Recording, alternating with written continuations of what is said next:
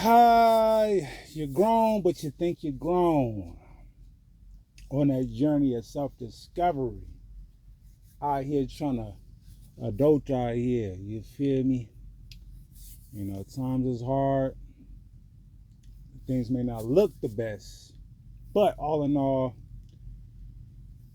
this is my discussion on why I feel like your 20s is your most important decade of your life. Y'all tapped in with the Head of the Game podcast. Without further ado, let's jump right into it, baby. So, here are my reasons on why I feel like, the 20 ball, you feel me, is that decade is the most transitional, transformative years of your life, right? Now, I get it, some people are late bloomers. Yet again, disclaimer, we're talking in generality, right? Now, I understand that maybe your maturity level starts to exceed or start to excel once you hit to like 30 plus, right? But reason being on why the 20s is the very most important developmental part of your years, probably in comparison to like 4 or 5 years old, is because this is where you can cover the most ground. You can learn all your tendencies, all your skills, all your mindset, learn how to persevere and all your characteristics. This is that developmental stage where it's gonna shape the rest of your life. It's gonna influence and dictate the rest of your life, right? And like I said before, do you mature? Do you gain wisdom? Do you get older? You see things from a different perspective for sure. But we're talking about skill set wise, character wise, having to create and make your own ecosystem. And I'll tell you a reason, right? Reason number one. If your work ethic sucks in your 20s, and this is why I don't want, the Gen Z and all y'all, you feel me? All y'all YNs, quote unquote, giving up, talking about, I'll fix my life later in my life. That is probably one of the most stupid decisions you can make for your life. Because if this right now, if you 18, 19, still living with moms, you feel me, still living with your peeps, cool. Even 22, 23, 24, right? That's honestly the new norm, right? Because way back when, okay, you 18, you an adult, get out, figure out life. This world that we live in, people not really really not getting it together until their mid-20s, right? Until they get their career, so on and so forth. And we already understand cost of living, economy, so on and so forth. But I digress. Your work ethic. You try to develop a work ethic in your 30s is going to be one of the most excruciating things to try to accomplish, right? And I understand, there's a lot of sayings, can't teach an old dog new tricks. I'm not sitting up there saying in your 30s you can't enhance your work ethic, because for me, you feel me, I feel like I work harder than ever, even past my 20s, right? But that's something I'm refining. It's not something I'm developing. I already had a work ethic. I'm just refining it to a new level. You feel me? To where now I can be able to manage and incubate other spaces in my life, right? So that's one. Number two, children, right? I don't have no children, so I'm gonna just tread lightly on this. You feel me? But children, if you have them young, at least the best thing you can do is have a work ethic. It kind of ties back into number one. Having a work ethic translate into being able to provide, so on and so forth, right? Stability. That's just kind of the things you need, as a parent, right? So I'm gonna leave it at that. Another thing, not so much having a dating life, right? Having one, but not having one. And I wouldn't even say a dating life, but developing social skills. There we go. Forget the dating stuff, because the dating stuff is a slippery slope, and that can tie into a lot of different other things. But developing a social life, knowing how to make friends, knowing how to interact and talk to people and look them straight in the eye, when you're talking to them, great eye contact, great body language, things of that nature. That will go a long way because now you know how to be impactful, you feel me, in your vicinity. You know how to influence and, be able to be prolific in your environment. You feel me? Which those that don't know what prolific means, it just means being able to impact the multitude of people simultaneously, right? So developing a great social life will definitely, or great social skills, because just because you don't have a social life, you might be going through a transitionary stage where you may not be needed. You can't be as social because of the current space that's preoccupying that space. Whether it's, like I said, getting your career together or so on and so forth. So very, very important. What's another one? I could definitely say hygiene for sure. You feel me?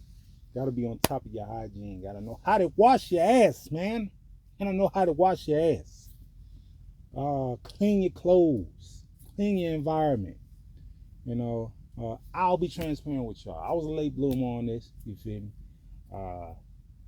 But hey, it's not how you start, it's how you finish. But I'm not even gonna sit up there and play around with y'all like that, because then I would give y'all the excuse to sit up there and ditch your 20. So get on top of your hygiene. You feel me? That'll go a long way, for sure, for sure. And the common theme of all these points and all these reasons is just that developmental stage. How are you shaping and molding yourself into the person you would like to be for the rest of your life? Because you got two types of people in their 20s. You got people that think that, hey, I'm young, I'm playing with house money, I'll fix it later, I'm young, not old, I don't have to have it all, I don't have to do it all, it's not going nowhere. Right? To a certain extent, that could be a valid point, within reason. Whatever it is that you do, right? Because there's another thing about mindset and caring what people think. And I think that's one of my strongest strengths. In a lot of ways, it became my weakness, but one of my strongest strengths is not really caring what people have to say. Like, respectfully, I'll hear you out and I'll take it into consideration because I am receptive towards constructive criticism. But at the same time, I already kind of got my mind made up of who I am and what I'm capable of. You feel me? So anything that anybody else provides after this point is only an additive and a bonus and not a necessity for me. So having that kind of mindset definitely have you go a long way, because it has you end up doing things that are unpopular, that might have you looking a certain way, right? So say if you're working at a gas station, or you're working at a fast food spot, or all these different, I'm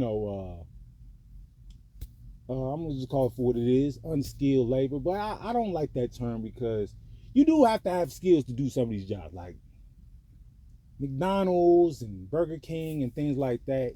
I feel like the intangible of having a work ethic, knowing how to sit up there and keep your attention span, I feel like that's I don't want to consider it a skill, but you do have to have some kind of